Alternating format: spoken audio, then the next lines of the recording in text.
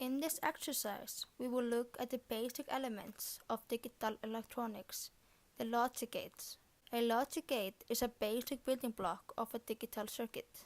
Basic logic gates have one or more inputs and one output, but most of these gates have two inputs and one output. These gates are implemented using electronic switches like transistors or diodes.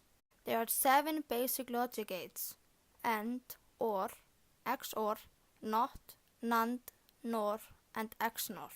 Their symbols and truth tables are shown here. Truth tables are used to help show the function of the logic gates. You can see the truth tables below each gate.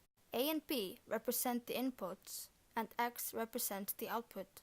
If the output is 1, we say it's true, or high voltage. But if the output is 0, we say it's false, or low voltage. In this first part of the exercise, we used 1 LED, 2 push buttons, 3 100 ohm resistors, and 5 different integrated circuits to form the circuit right here. The first IC we used was the 7400. When we leave the circuit alone and push no buttons, we have light on the LED, which means the output is 1. Next we push down button B and the LED turns on, so the output is 1. Then we push down button A and again we get light, so the output is 1. Lastly, we push on both the buttons A and B at the same time and the light turns off, meaning the output is 0.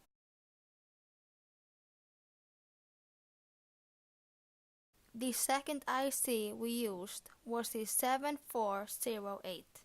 When we leave the circuit alone and push no buttons, we have no light on the LED, so the output is 0. Then we push down button A.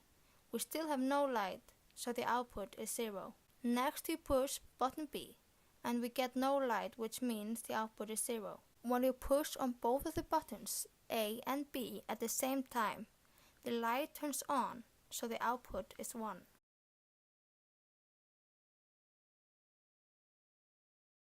The third IC we used was the 7432. When we leave the circuit alone and push no buttons, we have no light on the LED, which means the output is 0. Next we push on button B and the LED turns on, so the output is 1. Then we push on button A and we get light, so the output is 1. Lastly, we push on both of the buttons A and B at the same time and the light turns on, meaning the output is 1.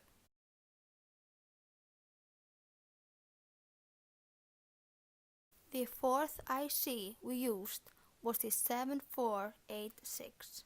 When we leave the circuit alone and push no buttons, we don't have any light on the LED, which means the output is 0. Next, we push down button A and we get light, so the output is 1. Then we push on button B and the LED turns on, so the output is 1. Lastly, we push on both of the buttons at the same time and the light turns off, meaning the output is 0.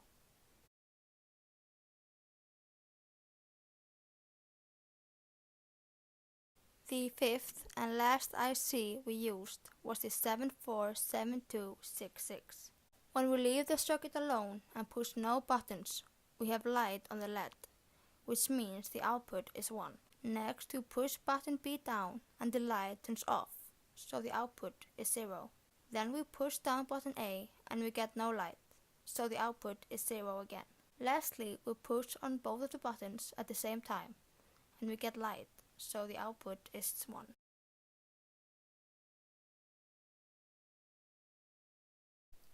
Here we use the same parts as in part 1, except we only use 2 ICs, the 7402 and the 7404. The setup is the same, but the pin configurations changes, so there are some adjustments made to the connections. On the IC 7404, there is only one input, which is in pin 1, and one output, which is in pin 2. This can be seen on this datasheet here.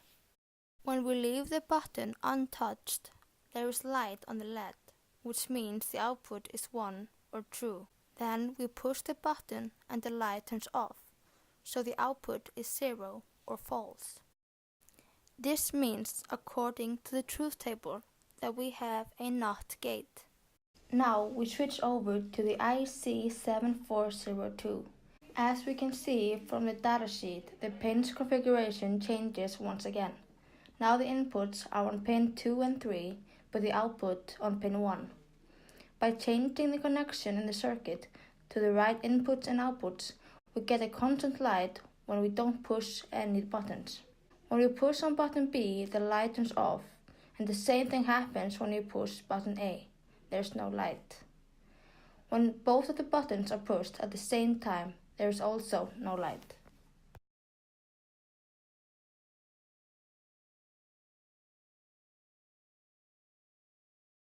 In this part of the exercise, we are still using the same parts as in part 1 and 2, except now we use ICs that include NOR gates first and then NAND gates. Here we have a NOR gate, which means we have an IC7402. We can see the inputs are in pin 2 and 3 and the output on pin 1. In the first circuit, we connected the NOR gate like this schematic. According to the schematic, we have one button connected to the input. When we don't push the button, we get light, so the output is 1 or true. Then we push the button and the light turns off, so the output is 0 or false. So according to the truth table, the mimic is a NOT gate. In the second circuit, we connected the NOR gate according to this schematic. Now buttons A and B are connected to the input of one gate, and the output of them connects to the input of the next gate, where the input splits into two parts. When we don't push any buttons, we get no light, so the output is false or 0. Then we push button B and we get light, so the output is true or 1. Now we push button A and we get a light, so the output is true or 1. At last we push both buttons, we get light, so the output is true or 1. So according to the truth table, the mimic is an OR gate. In the third circuit, we connect the NOR gate according to this schematic. The two buttons A and B connect to two different gates. The output from them both connects to the input of the third gate. When we don't push any buttons, we get no light, so the output is false or 0. Then we push button B and we get no light, so the output is false or 0. Now we push button A and we get no light, so the output becomes false or 0. At last we push both buttons and we get light, so the output is true or 1. So according to the truth table, the mimic is an AND gate. Now we have a NAND gate, which means we have a IC7400. Here we can see the datasheet. Now the input is in pin 1 and 2 and the output in pin 3. In the first circuit, we connected the NAND gate like this schematic. According to the schematic, we have one button connected to the input. When we don't push any buttons, we get light, so the output is true or 1. Then we push the button and we get no light, so the output is false or 0. So according to the truth table, the mimic is a NOT gate. In the second circuit, we connected the NAND gate according to this schematic. Now buttons A and B are connected to the input of one gate, and the output of them connects to the input of the next gate, where the input splits into two parts. When we don't push any buttons, we get no light, so the output is false or 0. Then we push button B and we get no light, so the output is false or 0. Now we push button A and we get no light, so the output is false or 0. At last we push both buttons and we get light, so the output is true or 1. So according to the truth table, the mimic is an AND gate. In the third circuit, we connected the NAND gate according to this schematic. The two buttons A and B connect to two different gates. The output from them both connects to the input of the third gate. When we don't push any buttons, we get no light, so the output is false or 0. Then we push button B and we get light, so the output is true or 1. Now we push button A and we get light, so the output becomes true or 1. At last we push both buttons and we get light, so the output is true or 1. So according to the truth table, the mimic is a OR gate. In this exercise, we built a half adder and a half subtractor to show how binary addition and subtraction can be implemented with ICs. Half adders and half subtractors take in two binary digits. A half adder returns sum and carry, but a half subtractor returns difference and borrow. We used two LEDs, two push buttons, four 100 ohm resistors, and one XOR IC and one AND IC. At first we connected the circuit according to this schematic. When we push no buttons, the half adder shows that the sum is 0 and the carry is 0. But the sum represents the total sum and the carry is the output of the AND gate. When we push button B, the sum is 1 and the carry is 0. If we only push on button A, the sum is 1 and the carry is 0. Lastly, when we push on both of the buttons at the same time, the sum is 0 and the carry is 1.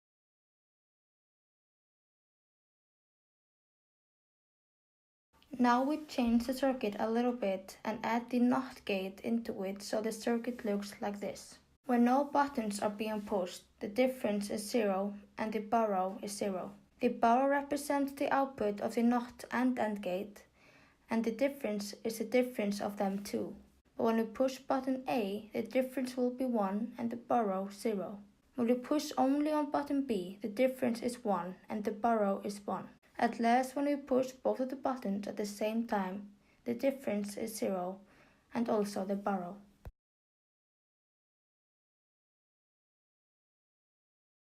In this exercise, we built a simple digital memory unit called a SR latch, which is the most basic type of a flip-flop.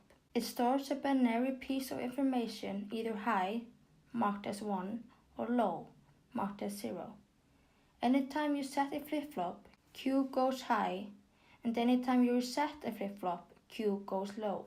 We use the same components as in part 1, but we switch out all of the ICs from part 1 and only use one, 7402 IC, or a NOR gate. We built a circuit according to this schematic. The red LED is our Q marked, and the yellow LED is our Q. We connected the push buttons to the S, which stands for set, and R, which stands for reset. Now we start with our Q as 1 or high. When we don't push any buttons, the yellow light is on and the circuit is on hold. When we push the R button, the red light turns on and the yellow light turns off. That means the circuit is on reset. Next we push the button S and the yellow light turns on and the red turns off, so the circuit is on set. Last we push both buttons and we get no light. This means the circuit is illegal. Now we start with our Q as 0 or low.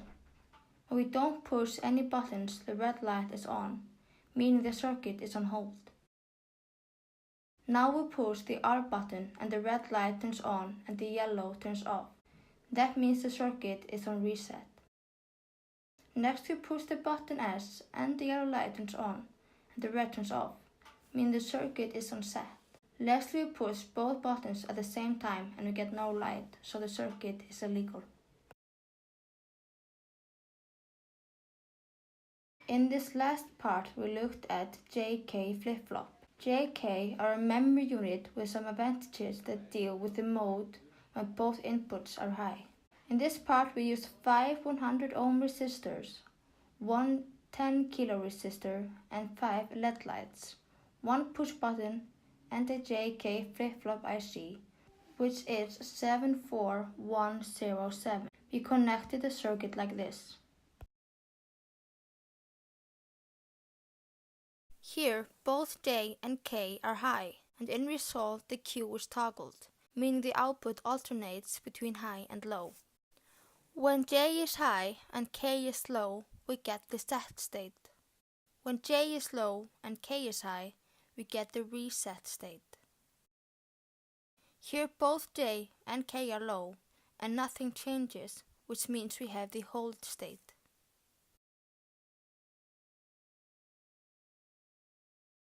The JK flip-flop is a variation or an improvement of the SR latch.